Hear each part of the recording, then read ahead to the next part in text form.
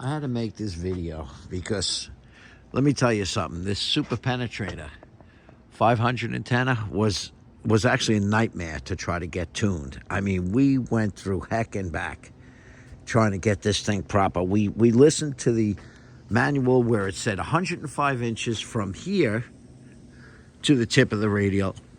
That didn't work. We went with 22 and a half feet from the bottom. That didn't work.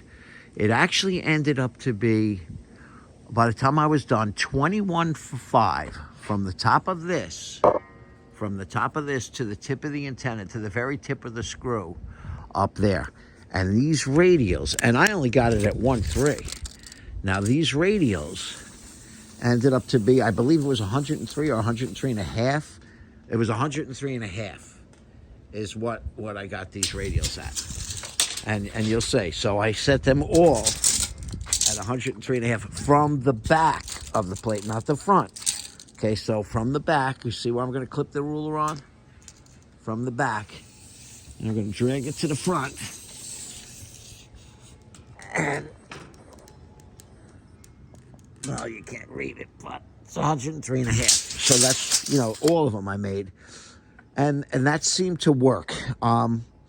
You'll see all my pieces of coax. We actually brought a battery out here. We brought a ham radio out here so we could actually scroll it while keyed up and see where we were to help us lower it and raise it. We used an SWR cross needle meter from MFJ, and that's why I have all these coax jumpers here. We had it hooked up. We had the jumper hooked up. When I got done, I said, you know what? I'm done with this. We even grounded it. I even grounded it with a ground rod into the ground there, hooked up with jumper cables just to try to help this a little better. It was really a nightmare. So just to show people who are trying to figure out how it gets set up, it's interesting. So you got the shorting piece goes up to there, right through that center bolt down, your shorting piece, and this piece bolts to here, an insulator, see the insulator? And then it comes down. Now what you have to be careful of, and this caught me by surprise, there is little plastic over this. And I thought that was my problem at first. You see this plastic? See? So I'm going to peel it off anyway. But I was thinking that plastic at first, it was under these screws. So I thought that was my problem, but I actually peeled all that off before I started. But that plastic caused me a little trouble at first. But now we're back in business. All right, so now this hole over here was originally, the original antennas had two, it was like number 10 pieces of copper that came off here and went through a holder just like that. That was bolted here. That's how that looked.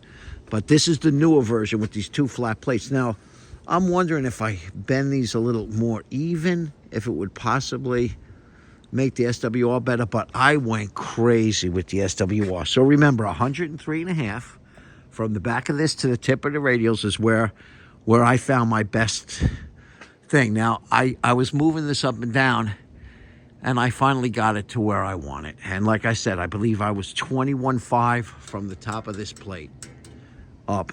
And I'm tuned at the, where did I tune that one? That was tuned to the all-call frequency. What is it, 27,555? That's where I tuned that thing to, I believe. Not like 38 or really. I was a little above the CB bands when I tuned this. So, I just thought I'd show that to people. So, it is a decent antenna. Now, listen, when you do that top shorting cap, okay, not shorting cap, the top cap, when you put that on there, there's a washer, a lock washer that goes between each one.